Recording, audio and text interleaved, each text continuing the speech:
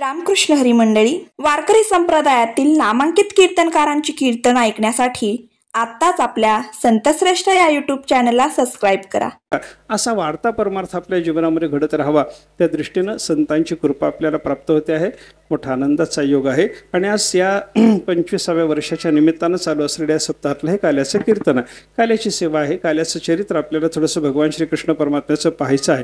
काल्याच्या प्रसंगाचा विचार जर केला तर देवाच्या दुसऱ्या कोणत्याही अवतारात काला नाही, कृष्णावतारातच काला आहे. कृष्णावतारातच देवानं काल्याची लीला केली, इतर अवतारात केली नाही. भक्तिशास्त्रामध्ये प्रौढीवादानं असं बोलणं आहे की काल्याची लीला इतर अवतारात देव करत नाही असं नाही, देवाला सुद्धा इतर अवतारात काल्याची लीला जमली नाही म्हणे. विठ्ठल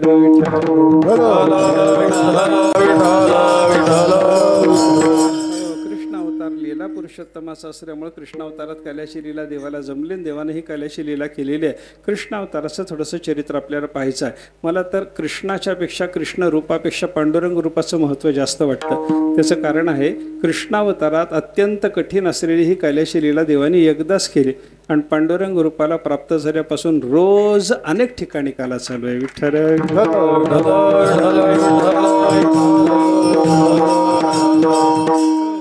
अवतारातला प्रसंग असल्यामुळे थोडं कृष्णाचं चरित्र आपल्याला पाहायचं आहे. द्वापार युगाच्या शेवटच्या काळामध्ये कंसाच्या बंदीशाळेत भगवंताचं प्राकट्य झालं. परमात्मा प्रगट झाल्याबरोबर वसुदेव देवकी बंदीशाळेत असल्यामुळं देवाला लपवायचा विचार सुरू झाला. कारण देवकी म्हणायला लागली, 6 मुलं मेली, 7वं पोरग गळून गेलं, 8वं पोरग आता झालेलं आहे. हे जन्माला आलेलं पोरग जर नाही लपवलं आणि कंसाला कळालं आणि कंस इथं आला तर याही माझ्या बाळाला मारून टाकील, कुठेतरी लपवा म्हणल्याबरोबर वसुदेव सावध झाले. तोपर्यंत मिठी मारून बसलेले होते भगवंताला. विचार केला, कुठं लपवायचं? बंदीशाळेत आपण, आपल्या हातापायात बेड्या, आपण कुठं देवाला लपवावं असा विचार चालू असताना भगवंताने सांगितलं, नंदाच्या घराला मजने ये गोकुळाला, मला इथे ठेवू नका, गोकुळात घेऊन जा. वसुदेवाने देवाला टोपल्यात घातल्या, हातापायातल्या बेड्या गळाल्या, दरवाजे मोकळे झाले, द्वारपाळ झोपलेले दिसले. वसुदेव भगवंताला घेऊन गोकुळाच्या दिशेनं निघाले. रस्त्यात यमुना आडवी, यमुनेतून जाताना शेषानं मस्तकावर पाऊस पडत होता. त्या पावसाचं पाणी देवाला लागू नये म्हणून मस्तकावर जाऊन शेषानं छाया धरली, फणा उगारला आणि देवाला असं पाऊस लागू नये याची व्यवस्था केली. यमुनेचं पाणी वाढायला लागलं. तिला देवाच्या चरणदर्शनाची इच्छा होती म्हणून भगवंतानी काय केलं, आता ही यमुना वाढणार. मी बापाच्या डोक्यावरच्या टोपल्यामध्ये इथं येऊन यमुनेनं माझ्या पायाचं दर्शन घ्यायचं ठरवलं. माझ्या बापाच्या नाकातोंडात पाणी जाईल की, आणि जन्मल्या तरी कमीत कमी बापाला त्रास देऊ नये हा विचार देवाच्या मनात आला. म्हणून देवाने टोपल्यातून पाय बाहेर काढला, यमुनेला दर्शन दिलं. यमुना माता दुभंगली, तिनं वाट दिली. देवाला घेऊन गोकुळामध्ये वसुदेव आले. नंदबाबाच्या घरी त्याच दिवशी यशोदा माता प्रसूत झालेली, तिच्या पोटी माया जन्माला आलेली होती. त्या मायेच्या जागी देवाला ठेवलं. माया घेऊन वसुदेव पुन्हा बंदीशाळेमध्ये येऊन बसले. बंदीशाळेत आल्या त्या मायेनं रडून आकांत मांडला. कंसाला जाऊन सेवकाने सांगितलं. कंस धावत आला, तिला पकडलं. त्या मायेला माराय करता म्हणून दगडावर आपटायचं म्हणून पाय धरून फिरवलं आणि हात आपटायचं. एवढ्यात ती हातातून निसटली. तुझा वध करणारा परमात्मा माझ्या आधी जन्माला असं तिने कंसाला सांगून टाकलं. इकडं दुसऱ्या दिवशी गोकुळामध्ये देवाच्या जन्माचा आनंदानं उत्सव चालू असताना कंसानं आपल्या सगळ्या दुष्ट मित्राची बैठक घेतली आणि सांगितलं, माझा वैरी जन्मला, कोण आहे, कुठे आहे, कसा आहे काही माहिती नाही, पण माझ्या वैऱ्याला मारायचे, कोण काय करता सांगा. कोणाची अक्कल काम करत नव्हती. तेवढ्यात पुतना नावाची राक्षसी उभी राहिली. पुतना राक्षसी उभी राहून म्हणते, मी तुझ्या वैऱ्याला मारून येते. आमचे गुरुजी गमतीनं सांगायचे, पुरुषाची अक्कल चालणं बंद पडलं की बाईची अक्कल चालायला सुरू होते म्हणे. ऐके नाही, कंसासमोर बसलेल्या सगळ्या दुष्टांनी सांगितलं, बाबा आम्ही तुझ्या वैऱ्याला मारू, अरे कोण आहे, कुठं आहे, कसं आहे काहीच ठाऊक नाही, कसं मारून यायचं. पण पुतना लगेच म्हणते, मी मारून येते म्हणे. म्हणजे तिची अक्कल सुरू झाली की नाही. तिनं सांगितलं, मी कशी मारशील बाई? तिनं सांगितलं, सुंदर स्त्रीचं रूप घेते, माझ्या स्तनाला विष लावते आणि मथुरेच्या भोवताली पंचकृषीमध्ये 10 दिवसाच्या जन्मलेली जेवढी लहान मुलं असतील तेवढ्याला विषारी स्तनपान करून मारून येते, त्याच्यात तुझा वैरी मरेल म्हणे. कंसाला पटलं. त्यानं तिला विडा दिला. पुतना निघाली. अनेक लहान मुलांना मारलं. गोकुळातही आली, तिथल्याही मुलांना मारलं. नंदाच्या घरी गेली. देवाला मांडीवर घेतलंही पुतनेनं विषारी स्तन, सगळं विस्तारानं सांगायला मला वेळ नाही. विषारी स्तन पुतण्यानं भगवंताच्या मुखात दिला. मुखात दिल्याबरोबर देवाने विचार केला, आज माझ्या जन्माला 6वा दिवस आहे. जन्मून 6 दिवस झाले. ही राक्षसी इथं आली, हिला मला मारायचं आहे. मारताना हे अकराळ विकराळ रूप तिचं मूळचं प्रगट जर केलं, बापाचं घर पडून जातं. आणि बापाचं घर जर पडलं तर ही तर राक्षसीच आहे, हिला कोणी काही बोलणार नाही, पण मला मात्र अपेशी कार्ट म्हणतील की नाही. म्हणून देवाने असा शब्द आपल्याला येऊ नये म्हणून पोतनेला योगमायेच्या प्रभावानं रानात नेलं तिचं स्तनपान करायला सुरुवात केली. स्तनातलं दूध घेतलं, विष घेतलं, पोतनेचे प्राणही ओढून घेतले. आणि पोतना मेल्याच्या नंतर कंसाला कळालं, माझा वैरी नंदाच्या घरी वाढणारा तो मुलगा आहे. विठ्ठल मग अनेक राक्षस यायला लागले. परमात्मा त्यांचा समाचार घ्यायला लागले. हळूहळू परमात्मा पालथे पडायला लागले, रांगायला लागले, उंबऱ्याचा टेका धरून उभा राहायला लागले, भिंतीचा आधार धरून चालायला लागले. बोबड्या बोबड्या स्वरात बोलणं देवाचं चालू झालं. रंगणी रांगत गुलगुला बोलत, रंगणी रांगत गुलगुला बोलत,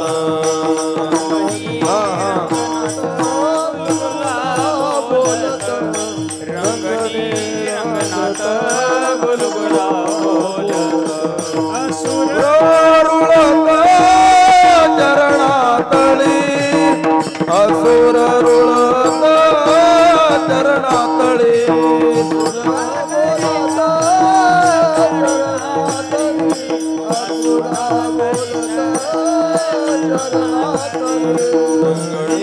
रांगत गुलगुला बोलत, रंगणी रांगत गुलगुला बोलत, रंगणी रांगत गुलगुला बोलत, रंगणी रांगत गुलगुला बोलत, रंगणी रांगत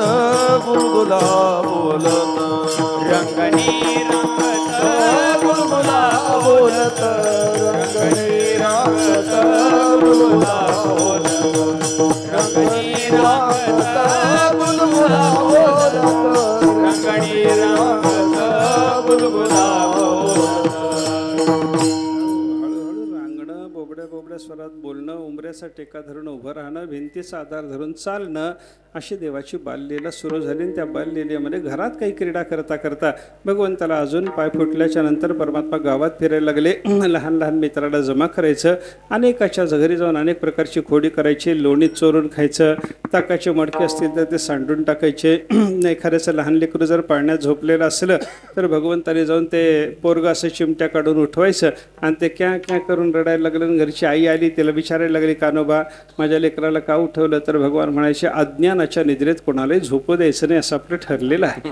आता अज्ञानाच्या निद्रेत झोपू न देणं आणि पोरगं झोपलेलं त्याला उठवणं सारखंच असतं का? पण देवाची भाषा आहे, त्याला काय करता? भगवान म्हणतात कोणालाही झोपू द्यायचं नाही असं आपलं ठरलेलं आहे. हां, असं भगवंताच्या अशा क्रीडा चाललेल्या. एखाद्याच्या घरी जायचं, गाईचं वासरू जर बाजूला बांधून ठेवलेलं असलं तर ते सोडून द्यायचं. ते वासरू प्यायला लागलं गाईला जाऊन की यानं कमरेवर हात ठेवून वाकून कसं पितंय बघावं. आणि ते बघायला लागला की घराची मालकीने यायची, कानोबाला धरायची, कानोबा माझं वासरू का सोडलं रे? रागात जर तिनं विचारलं माझं वासरू का सोडलं, म्हणलं की भगवान एकदा तिच्याकडं, एकदा त्या वासराकडं, पुन्हा हिच्याकडं, पुन्हा ह्या वासराकडं बघायचे आणि म्हणायचे, कसं झालं ग हे वासरू आणि तुझ्या पोटी कसं जन्मलं? माझं वासरू म्हणतेस ना. आता असा शब्द ऐकल्याबरोबर तिनं मारायला हात उगारला की भगवान तिथून पसार व्हायचे. एका दिवशी भगवान असे खेळता खेळता धावत एका गवळणीच्या घरात घुसले. लोण्याचा डेरा होता मोठासा, त्याच्यामध्ये हात घातला. हात घातल्याबरोबर ते गवळण धावत आली. कानोबाला तिनं पकडलं. चल म्हणे कार्ट्या, तुला आता यशोदा मातेसमोर नेतेच म्हणे. लोणी चोरतोस असं बोलायला लागलं. कोण आहेस तू? माझ्या घरात का घुसलास? हे तिचे शब्द ऐकल्याबरोबर देवाने सांगितलं, थोडं थांब, शांत हो म्हणे. इथं अंधार आहे, तुझं तोंड मला दिसना, माझं तुला दिसना, थोडं ओसरीवर चल मग बोलू म्हणे आपण. असं काही इथं बडबड करायला लागलीस? तिला ओसरीवर आणलं. ओसरीवर आणल्याबरोबर तिनं सांगितलं, हां कोण आहेस कार्ट्या? सांग ना. कस्त्वम बाल, तू कोण आहेस बाळा? सांग ना. सांग म्हणल्याबरोबर भगवंतानी माझं नाव कृष्ण आहे म्हणावं की नाही? नंदाचा मुलगा, यशोदेचा मुलगा म्हणावं की नाही? परमात्मा म्हणले, तुला बलराम दादा ठाऊक आहेत का? बलराम दादा ठाऊक आहेत का? ते म्हणले, हो. कोण आहे बलराम दादा? सांग बरं. त्यानं सांगितलं, नंदाचा मोठा मुलगा, त्याचं नाव. बरोबर म्हणे, तुला माझ्या दादाचं नाव ठाऊक आहे? त्या बलराम दादाचा मी धाकटा भाऊ आहे बरं. त्या बलराम दादाचा मी धाकटा भाऊ. मी कृष्ण नाही, मी कृष्ण म्हणून सांगितलं नाही, मी बलराम दादाचा धाकटा भाऊ. कशा करता हो? त्याचं कारण आहे, सगळ्या गोकुळात गरीब गाय लेकरू एकच होतं, त्याचं नाव बलराम दादा. त्या गरीब गाय असलेल्या बलराम दादाचा धाकटा भाऊ म्हणजे त्याच्यापेक्षा गरीब आहे असं सांगायचं होतं. त्या बाईला कळलं ना होय. ते गवळण म्हणले, कार्ट्या तू कृष्णेस होय म्हणे, कशाला एवढ्या लांब गप्पा मारत बसलास म्हणे, बलरामाचा धाकटा भाऊ नेहते कृष्णेस, तुम्हाला कळत नाही का? हा, मग माझं नाव ठाऊक असताना पुन्हा तू कोण म्हणून कशाला विचारतेस म्हणे. ते जाऊ दे कार्ट्या, माझ्या घरात का घुसलास, माझ्या घरात का घुसलास म्हणल्याबरोबर देवानी इकडं तिकडं बघितलं. असं आहे होय, हे तुझं घर आहे होय, मला वाटलं माझंच आहे म्हणून आलं. आता ती म्हणे, बरोबर कोणाचं आहे हो? देवाचं बोलणं बरोबर आहे का तिचं बोलणं? सगळं त्याच्या मालकीचं असताना आपण विनाकारण माझं तुझं म्हणत बसायचं आणि देवालाच म्हणायचं कार्ट्या माझ्या घरात का घुसलास. पण त्या गवळणीवर सांगितलं देवाने, ठीक आहे ठीक आहे. ती गवळणी म्हणायला लागली, ठीक आहे, लहान मुलगा कळालं नाही तुला, आपलं परक घर, घुसलास ते घुसलास म्हणे, लोण्याच्या भांड्यात का हात घातला रे? देवाने कारण सांगितलं. हां, ते सांगायचं राहून गेलं म्हणे. आम्ही लहान लहान मुलं खेळायला गेलो, आमच्या लहान लहान कालवडी आमच्याबरोबर होत्या. माझ्या एका मित्राची ढवळी कालवड हरवली, त्या कालवडीला हुडकायला आम्ही निघालो. तुझ्या घरातला एवढा मोठा हा रांजण पाहिल्यानंतर मला असं वाटलं की माझी कालवड इथंच लपून बसली असेल, म्हणून कालवड बघायला हात घातला म्हणल्याबरोबर ती रागात आली, मारायला हात उगारल्याबरोबर भगवान तिथून पसार झाले. विठ्ठल विठ्ठल. अशा अनेक बाललीला भगवंताच्या होत असताना यशोदेकडे जेव्हा गारहाण्याचं प्रमाण वाढलं तेव्हा यशोदा मातेनं ठरवलं, आता कान्होबाला गावात ठेवायचं नाही, त्याला गाई वस्त्र देऊन दुसऱ्या दिवशीपासून रानात यशोदा माता पाठवायला लागली. भल्या पहाटे देवाला उठवावं, देवाला स्नान घालावं, कपाळावर चंदनाचा टिळा लावावा, त्याच्यात कस्तुरीचं बोट, देवाच्या डोक्यावर मोरपिसाचा मुकुट घातलेला असायचा, एक लहानसं घोंगडं घडी करून देवाच्या डाव्या खांद्यावर, गाई वासरं वळायला बेताची छडी, गाई वासरं दूर गेले तर त्यांना बोलावण्याकरता वाजवायला शिंग देवाच्या खांद्याला अडकवलेलं असायचं, एक देवाचा आवडता वेणू देवाच्या हातात असायचा, एका शिंक्यामध्ये लोण्याचं मडकं आणि भाकरीचं गाठोडं घालून ते शिंक देवाच्या खांद्याला अडकवलेलं असायचं. असं सजून धजून भगवान श्रीकृष्ण परमात्मा तयार झाला की यशोदा माता एकदा डोळे भरून देवाकडे बघायचे, या लेकराचं या देवाचं मला आता दिवसभर दर्शन नाही या भावनेनं तिच्या डोळ्यात पाणी आलेलं असायचं. आणि माझ्या कान्होबाला कोणाची दृष्ट होऊ नये म्हणून यशोदा मातेनं आपल्या डाव्या पायाची माती काढायची, देवाच्या कपाळाला लावायची, देवानं ते आनंदानं लावून घ्यायचे. मग गाईवासरं घेऊन भगवान घराच्या बाहेर आले की आपल्या मित्रांना पाचारण करायचे. मग मित्रमंडळी, मित्राची गाईवासरं, स्वतःची गाईवासरं, हे सगळं वैभव घेऊन भगवंतानी रानात जावं. रानात गेल्यानंतर गाईवासराला चारावं.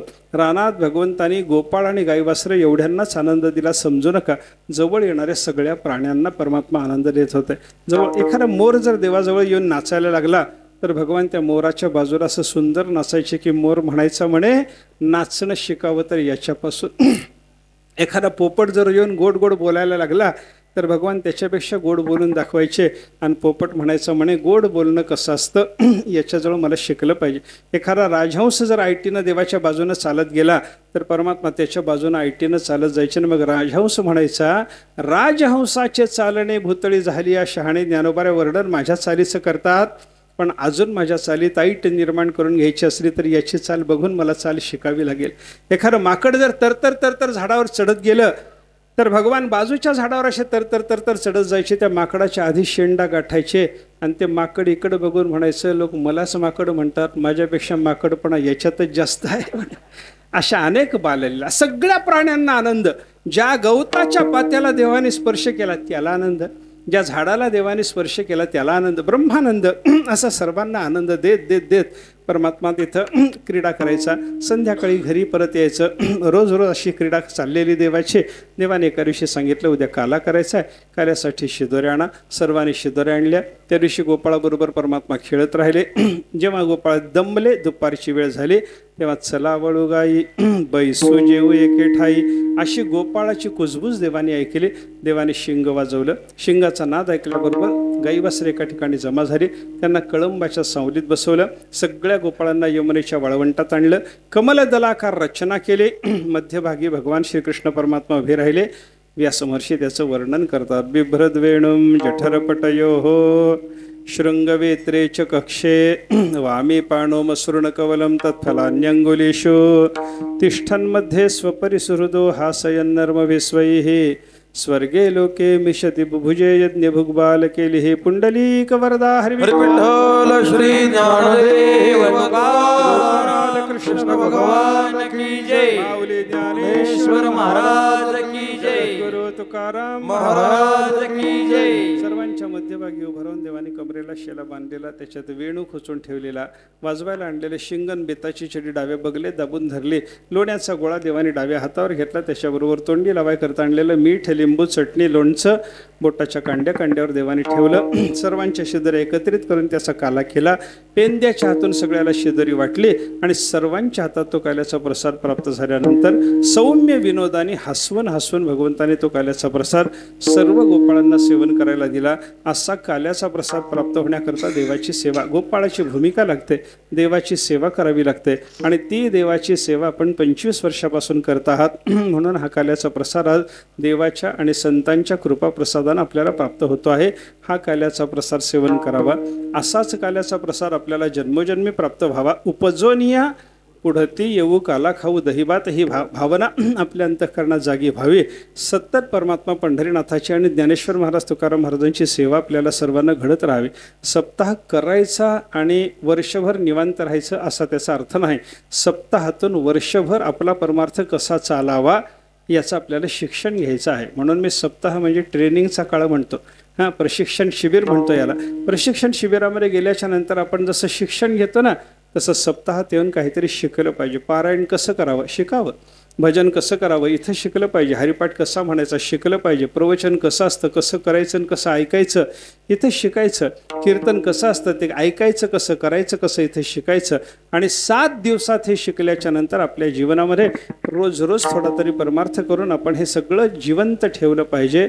आपल्या अंतःकरणात संतांच्या सेवेचा भाव कायम असला पाहिजे, ज्ञानेश्वरी नियमानं वाचली पाहिजे। तुकाराम महाराजांच्या गाथेतून एखादा तरी अभंग आपण विचारात घेतला पाहिजे रोज। अशी संतांची सेवा आपल्याला अखंड घडत राहावी। परमात्मा पंढरीनाथाची आणि त्याच्याही पेक्षा विशेष महत्त्वाचे म्हणजे ज्ञानोबाराय तुकोबारायसारख्या साधू पुरुषाची कृपा आपल्याला सर्वांना प्राप्त व्हावी अशी त्यांच्या चरणी प्रार्थना करतो, सेवा पूर्ण करतो। ज्ञानेश्वर माऊली माऊली ज्ञानेश्वर माऊली ज्ञानराज माऊली तुकाराम माऊली ज्ञानेश्वर माऊली ज्ञानराज माऊली तुकाराम।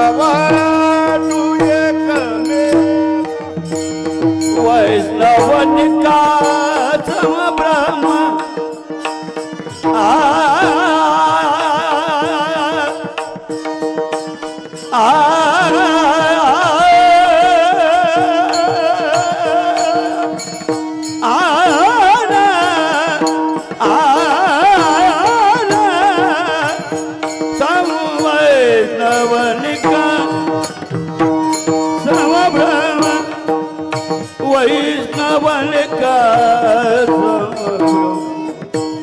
वैष्णवन का समब्रह्म कलवाट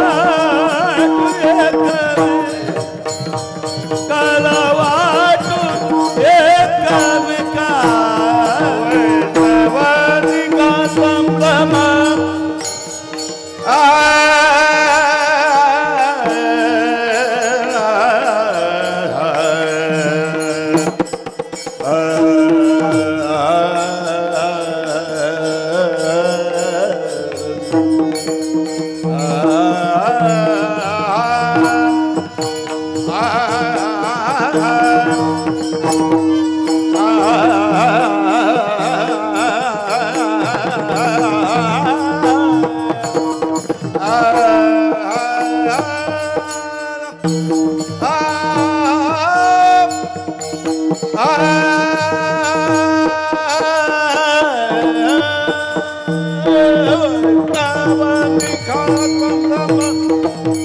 वैष्णवन का संभ्रम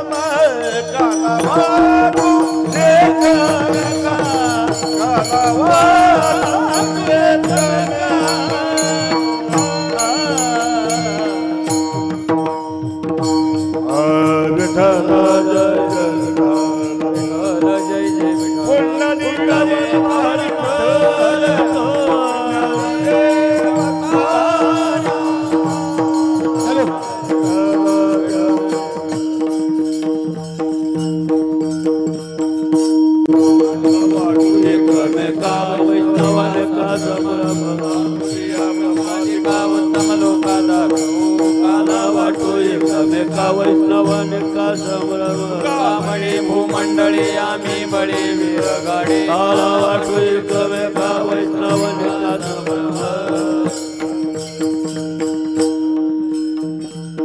ठल जय जय विठ्ठल ठल जय जय विठ्ठल बोलले करो वेडे वापडे जमा करा अपराध महाराज नाही विचारिला अधिकार जमा करा अपराध महाराज का म्हणे ज्ञानेश्वराला कपाया जमा करा अपराध महाराज